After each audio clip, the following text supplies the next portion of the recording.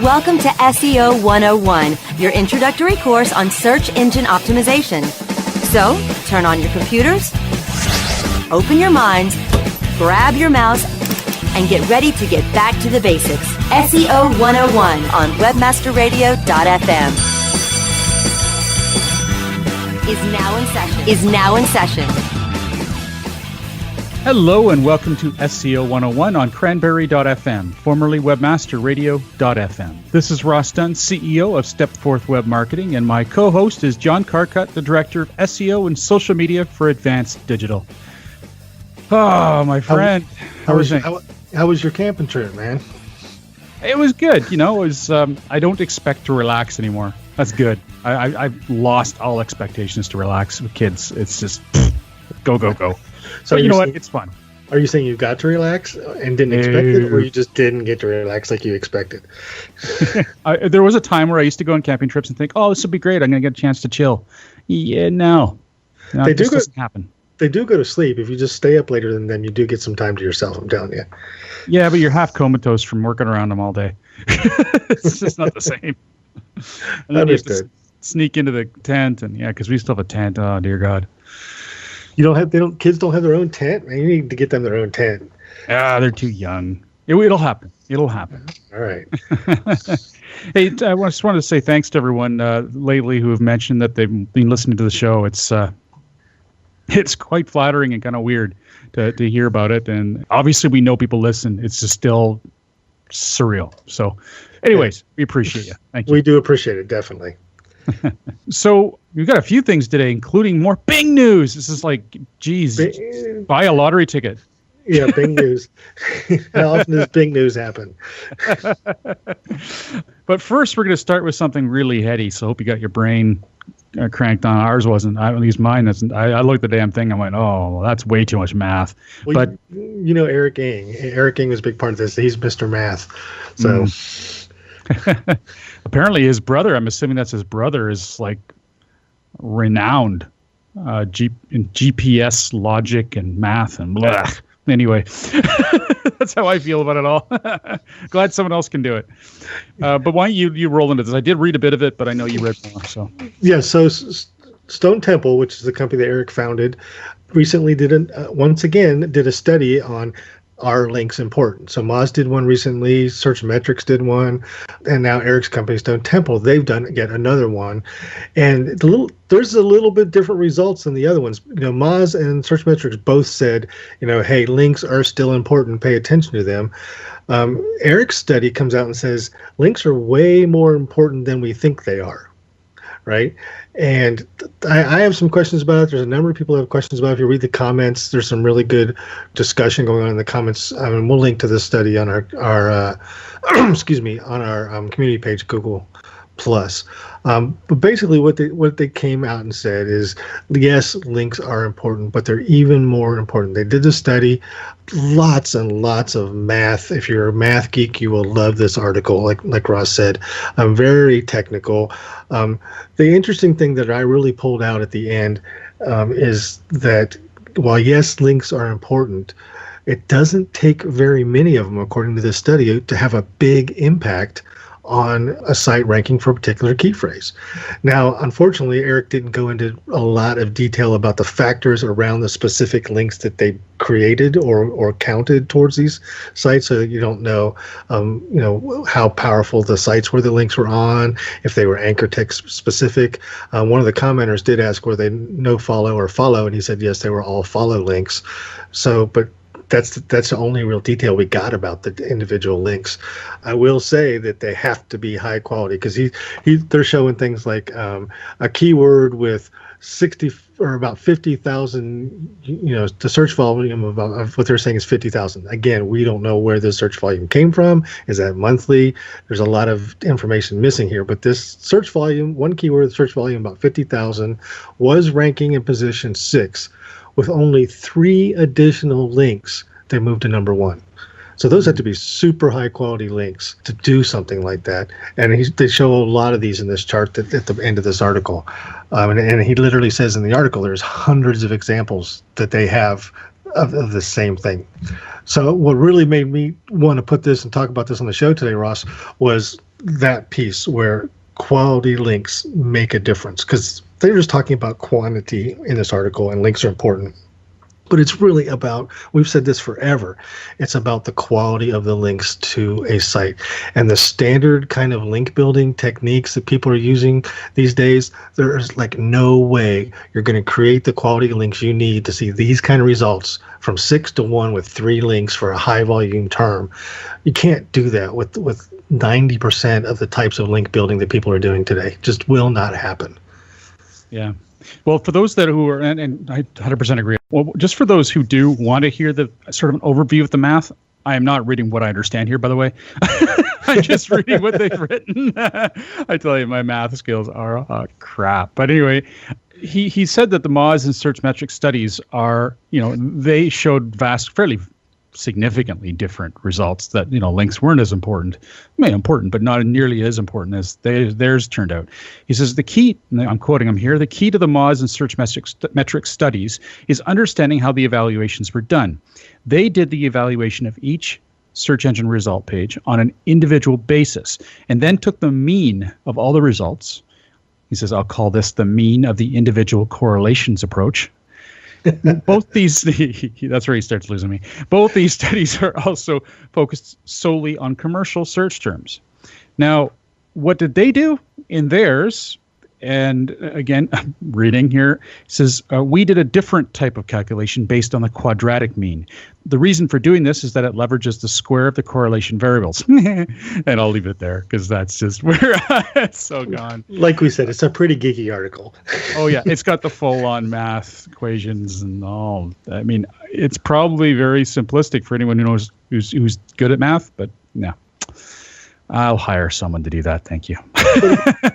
But again, my takeaway, we've said this, I've said this for a long time. We've said it on the show. If you listen for a long time, you've heard me say it over and over again. Links are important. The craft of link building as we know it today is useless. I mean, 90% of the links that you build with the techniques people are using today have almost zero impact, in my opinion. There are definitely good quality links to be had, and there are probably ways you can manipulate people into giving them to you, but getting those links, those high quality links, makes the difference, and most of those are going to come organically by good content. And he did say at the end of the article, when he summarized that, while he said the two most important things is you have to have great content, and then you have to market that content to get the links. Yeah, no easy feat. None of this is easy. If anything, just proves that good hard work pays off. And that's something that Google has been pushing everyone to make happen anyway. I mean, they want this to be the case. And the spammers are really losing out. There's not as many opportunities. I'm sure there's still plenty for the real savvy ones, but it's much more difficult. And that's a good thing. Anyway, thanks for sharing that. Now, we took out a bit of time for that. So let's take a quick break. And we come back, we're going to jump into some Google AMP news. SEO 101 will be back right after recess. Hey, this is Danny Sullivan to talk to you about Bruce Clay Incorporated. They've made Inc. magazine's list of growing private businesses and have exhibited and sponsored at my conferences since the very beginning. You've seen their search engine relationship chart, or you've read their SEO code of ethics, so you know they're SEO experts. But did you know they can help you with PPC, web analytics, web design, marketing strategy, promotion, and branding? Yep, get everything you need for success in the online marketplace. You can check it out from the professionals at Bruce Clay Incorporated. For over 10 years with offices worldwide, they've got the answers you need. Check them out today at bruceclay.com. Are you paying too much for your paid advertising, or have you quit altogether because it seemed like a huge waste of money? Studies show that companies waste 25% of their PPC spend on average. The web marketing experts at WMEtraining.com can show you how to make your AdWords account a lean, mean converting machine. Whether you're just starting out or want to take your skills to the next level, we have a class for you. Contact the web marketing experts at WMEtraining.com. Is your website hacked? Is your website displaying error messages or loading slowly? Even if there are no signs of malicious activity, your site may still be compromised. Websites, like cars, require regular maintenance to perform at their best and not leave you stranded. At Fjorge, our website maintenance experts can help you assess which one of our maintenance plans will best support your needs. Visit fjorddigital.com or call 612-877-3840 and get the support and protection your website and business deserve. That's FJORGE digital.com.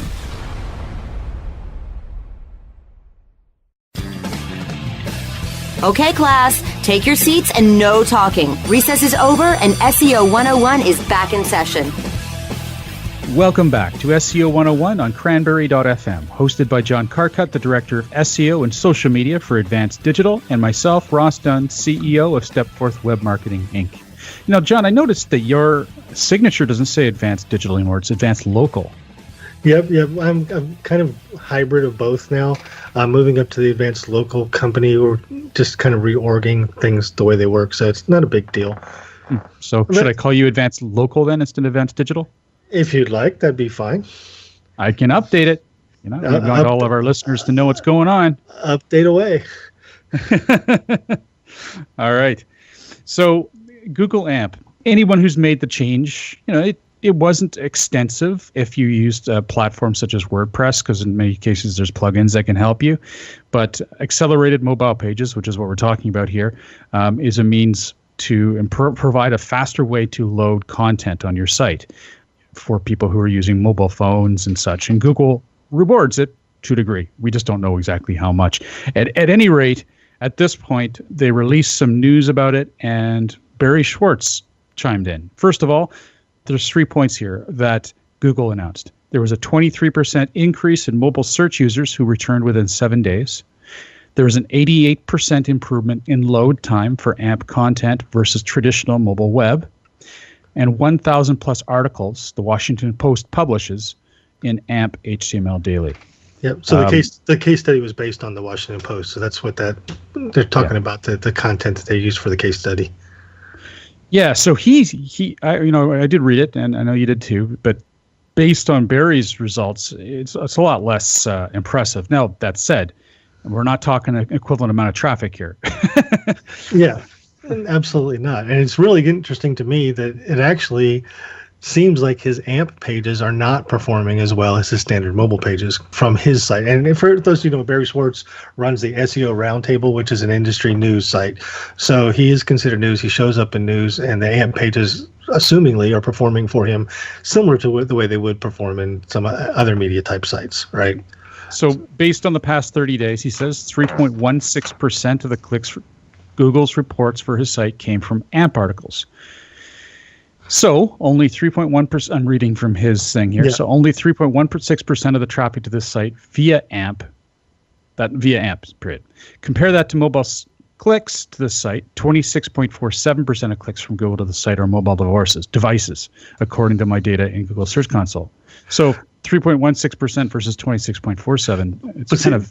That really doesn't mean a lot until you read the next section when he talks about impressions, right? So for AMP versions of his articles, he had 15.3% of his impressions were on AMP pages, right?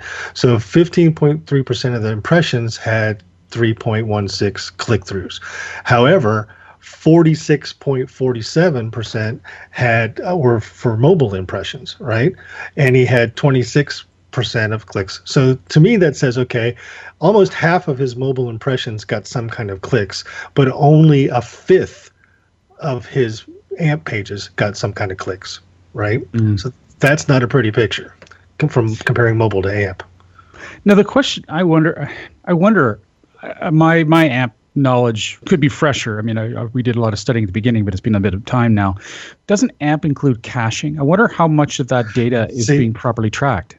See, and well, you can track that stuff. There are ways to implement analytics directly into AMP that work, right? So as long as you set it up correctly, and I'm assuming Barry went through the process to set it up correctly, so you're going to track everything fine in AMP. The thing that kind of, to me, shows that AMP kind of is, this is where it gets kind of weird for me, okay, is what AMP does is... Do share. They preload the page in the search results. Right. So when you're on a mobile device and you search for a news topic and you get that AMP carousel, all of those AMP pages are preloaded into that carousel. What I don't know is, do each of those preloads count as an impression, even if you haven't scrolled over to see the article in the carousel? How do those do they count as I'm not sure what they count as, you know what I mean? And, if someone clicks on that, why do they even need to click on that? Because you've loaded the whole page in the search results. Why would they click on it in the first place to go see the page again on the site, right? So I can understand there being less click-throughs. I can understand there being less clicks on the AMP version of the page because they're reading the whole thing right there in the search results. So it's still a little wonky to me as far as how do you track the effectiveness of AMP. So while Barry's data is interesting, I don't think it shows the whole picture, just like I don't think Google's case study shows the whole picture either. Yeah, well, yeah, that was probably written by a PR team. Yeah, I'm sure. And I wonder how much they really know about that stuff. So, no.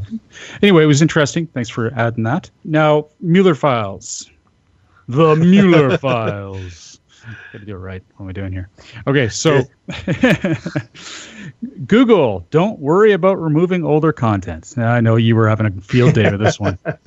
I was. I couldn't wait to talk to you about this one. Now, again, we're assuming we're going to take everything that Google says as grain of salt, as the word, yes. Which that's what you're basing yours on. But anyway, go on.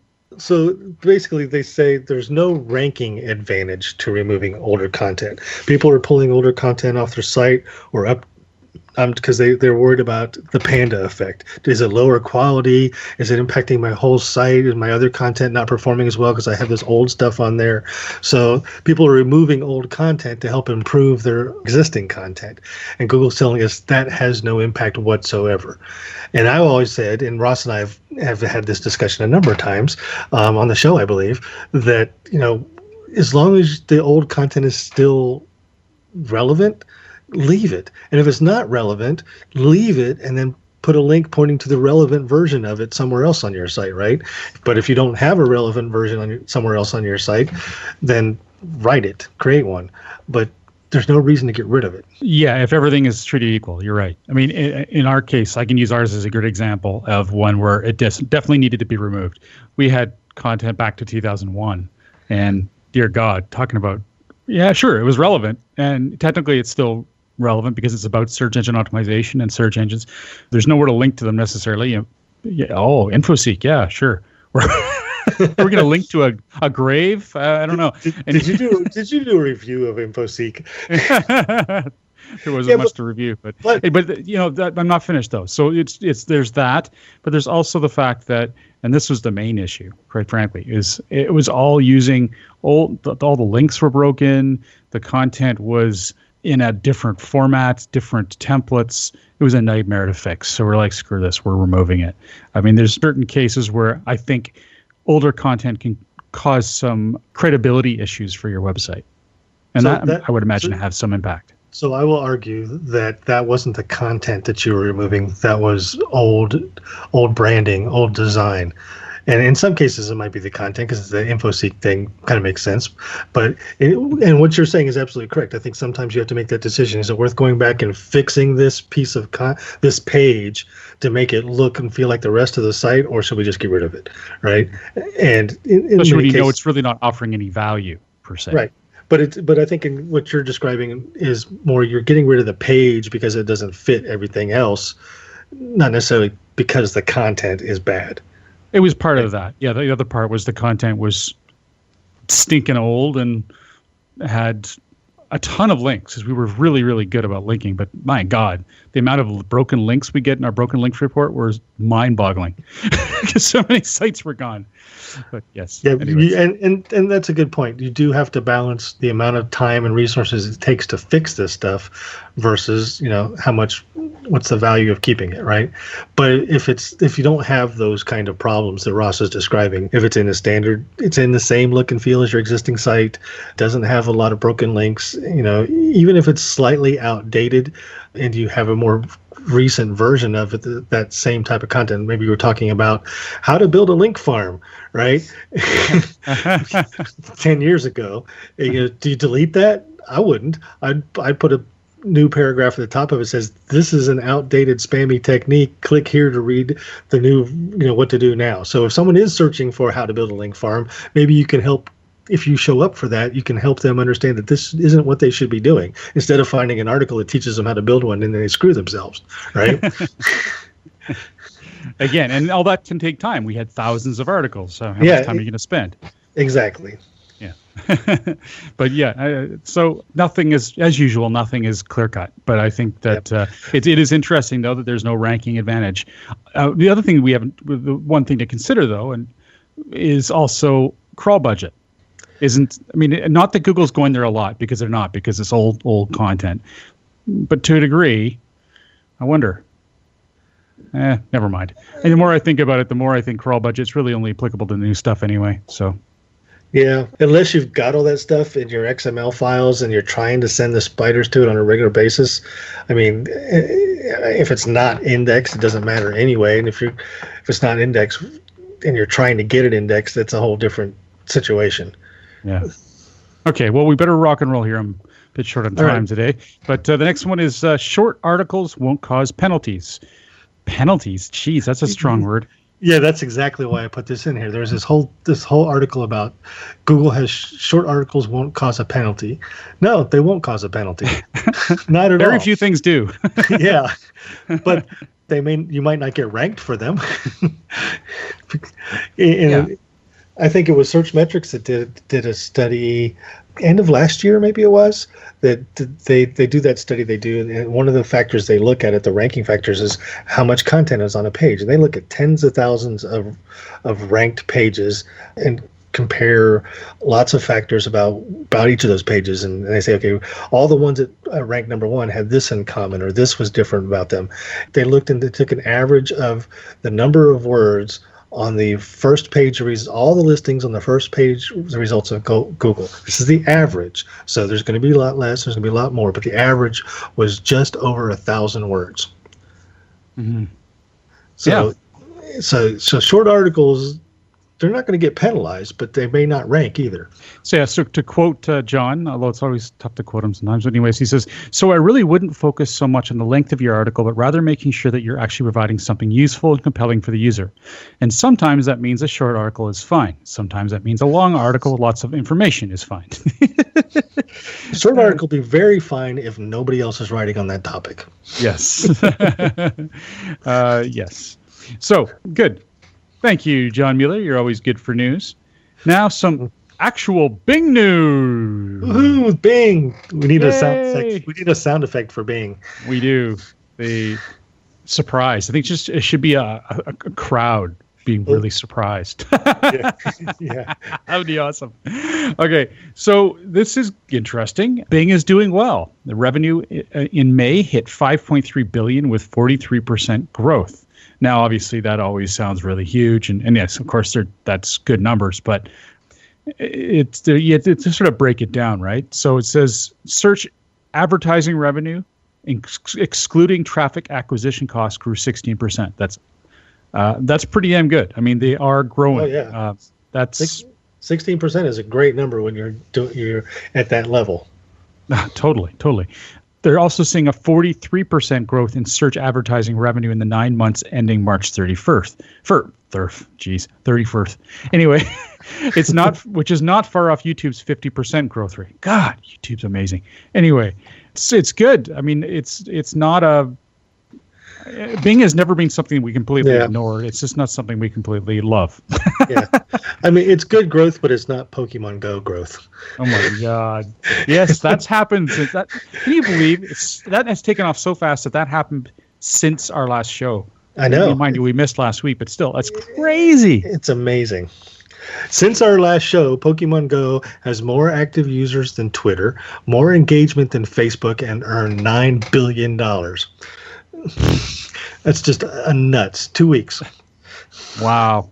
I've really resisted it. I know I'm going to do it because I know my boy will love it, but it's just so hard. If you're a business that has a physical location that people come and gather, like if you're a pizza place or a bookstore or someplace where people could come in, and the longer they stay, the more they spend, one of those kind of businesses, Pokemon Gold is a Pokemon Go is a gold line, right? Yes. Because there was a Pokemon Gold too, so we'll talk about that separately. Well, and I read something recently that McDonald's is actually going to be partnering up. Oh yeah, I'm surprised a lot of businesses haven't. I read a case study about a pizza place. The guy spent $100, got just under 90 hours of, I don't even know how to describe it. It's called a lure. So basically you set up a lure and Pokemon show up at your location. And so people show up to catch those Pokemon, right? And this guy spent $100 for just under 90 hours of lure time, right? He got over 200 new customers over like 3 or 4 days that he spent those 90 some hours. That's like 50 cents a customer from a marketing perspective. That's brilliant spend. It's absolutely amazing. Wow. Yeah, it's really cool. If anyone who was interested in marketing it outside of just our SEO here, go and read about some of the outside of the box ideas people are getting from this Pokemon Go. It's phenomenal. Yeah. And it really is a game changer. Yeah, and just the end of last week, they added the ability for businesses to request the ability to become one of those places where you can set up one of those lures, right? So businesses now can go in and request, it's called a Pokestop, I believe. Businesses can request to become a Pokestop, and then people can set up these lures, and it just drives business left and right. God, it's brilliant. It's just amazing. Anyway, good for them. I'm so impressed. Anyway. Augmented reality, I've been fascinated with it since it first came out, but this is the first time I've seen it gamed, and it's just genius. Anyway, let's jump into Bing Local. So Bing Local, I've been dealing with a rep over at Bing. He's been a big help, but also it's been a bit of a tragedy over the sort dealing with too. God. Oh God, it's painful. They just don't read sometimes, and they did something different, and then it was about 20 emails over the course of a few months for one issue with one client. Pretty ridiculous. Anyway, he's very happy things are fixed, and he gave me some pointers here that I thought would be good to share. Now, I originally asked him, I says, okay, so because the listing that's been left for my client says that it was sourced from Yelp, do we change and update everything on Yelp, or do we update everything within Bing Local? He says, Bing Local. He says, we also recommend that at least once every 3 months, even if without updates on your listings, so obviously English being a second language here, even if you don't make any updates to your listings, resubmit the information to ensure consistency of your listing information in Bing. Having done this, the system will determine that the information is up to date. Hence, it will be prioritized more than those listings that are unmanaged. So what that tells me is that even though you submit your information to Bing, it sounds like they may override that information with information they get other places. So they're asking you to resubmit it to keep it updated, which is scary, actually. Well, okay, that's one way to look at it. The other way I look at it is that just you're not resubmitting anything new. You're just going in to prove that you are watching the listing. Same thing as Google's done.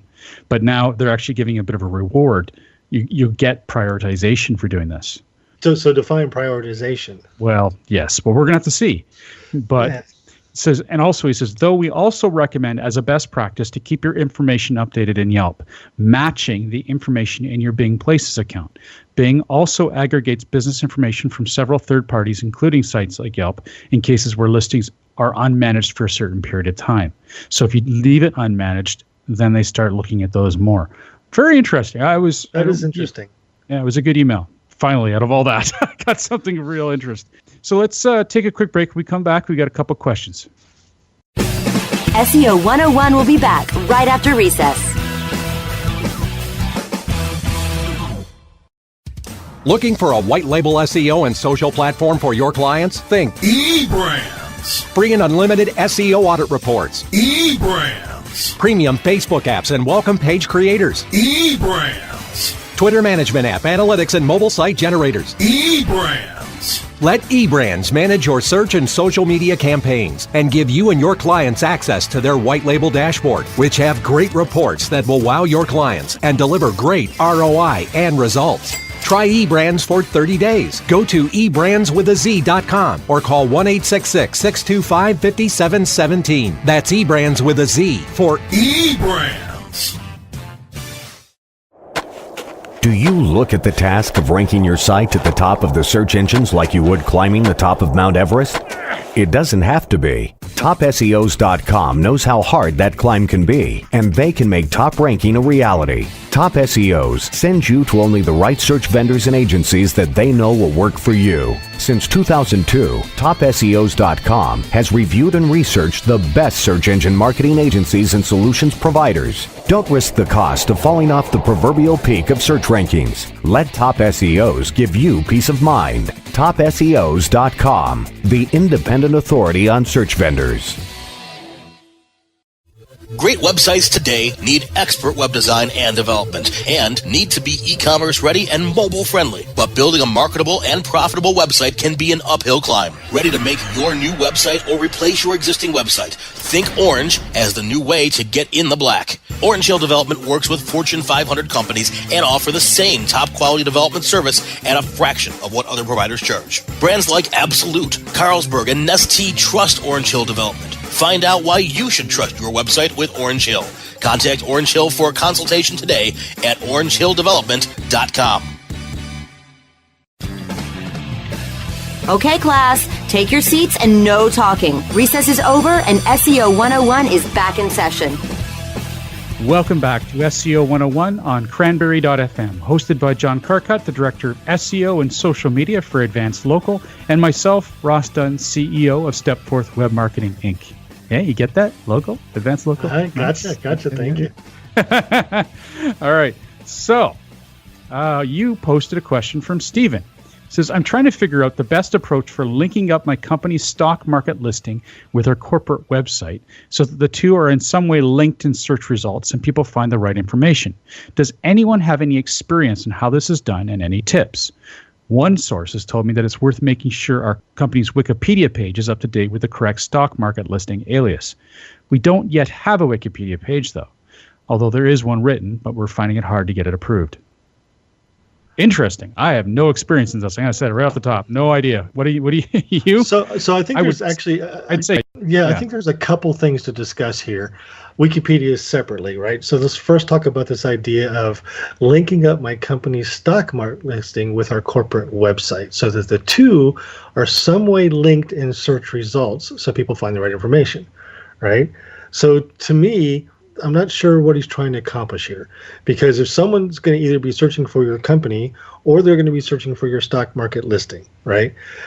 If they're searching for your stock market listing, there are hundreds of places that list that stuff that are probably going to outrank you for that information.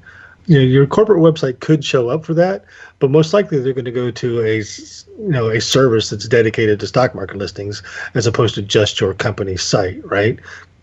So I'm not sure what you're trying to accomplish here with that question. The question is that he wants to make sure that when his business shows up, that this up between the two.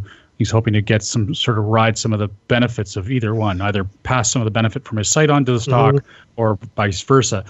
The only thing I can think of, and I was trying to do a quick search on it, was, is there any schema for adding a stock to your page? And it does. Right. I do believe there is. It's called In Stock. No, that's In Stock. Never mind. What am I talking about? Yeah, geez, boy. That's all about business, or all about e-commerce and stuff. You're still recovering from your camping trip. I know I am. I'm slow right now. It's been a busy week. Okay, so I don't see anything about stocks. I'll put it that way, but there might be something in there that I haven't seen in this quick search. What I was thinking is maybe he's talking about the knowledge graph and he wants his stock listings to show up for the business. When his business shows up in the knowledge graph, he wants his stocks listings there, which is an interesting idea. And I'm not sure how you would make that happen because it's really hard to control which data shows up in your profile for your knowledge graph listing. Something like the Wikipedia thing could help that, making sure finding other companies that have their stocks listed in that knowledge graph and figuring out where that information is, making sure that your company is listed there and is connected, link to that from your website could help, have that show up in your knowledge graph as well. It's interesting. I'm sort of surprised. I'm looking here and I'm going through actual schema.org. I'm surprised I don't see anything yet. for adding. You'd think you could add your stock icon to, or your stock symbol to your schema, but I don't see it. Maybe there's something in JSON, but I mean it's pretty. But at the same time, the stock information is highly regulated, right? So Google is probably going to pull that information, verified sites that since all that information is so regulated, they're not going to just pull it from random places on the internet. They're going to get it from the places that are dedicated to that information. I've got an idea. The same as attribute. That's what I would do. In Schema, you can add a same as and link to your Wikipedia page. You can do the same as and link to your Facebook page. You can also do a same as, I bet, and link to your stock page on somewhere very official. Perhaps there's a Wikipedia for your stock. Maybe not your business, but for that. Maybe there's a more officious page talking about your stock. Do that. Try that. Yeah. That might be a way to connect the two. Yeah, definitely. That's a good idea.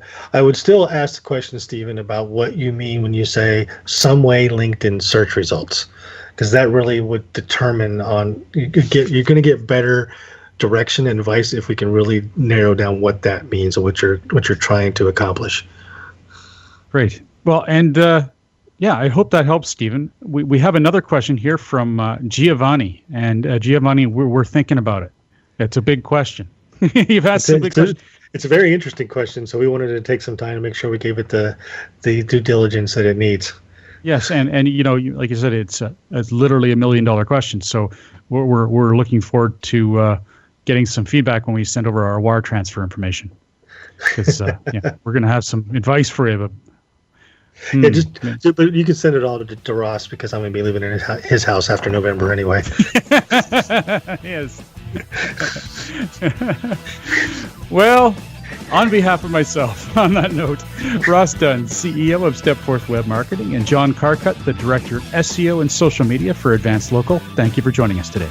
If you have any questions you'd like to share with us, please feel free to post them on our Google Plus community page, easily found by searching SEO 101 on Google.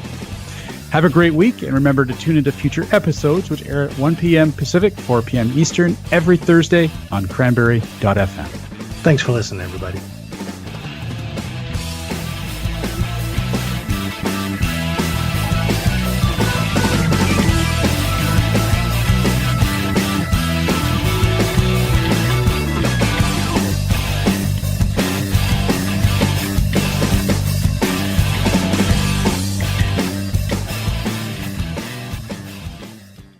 The opinions expressed are those of the hosts and their guests, and do not necessarily reflect those of the staff and management of Cranberry News Marketing and Cranberry.fm. Rebroadcasts or retransmission of this content without proper consent is prohibited.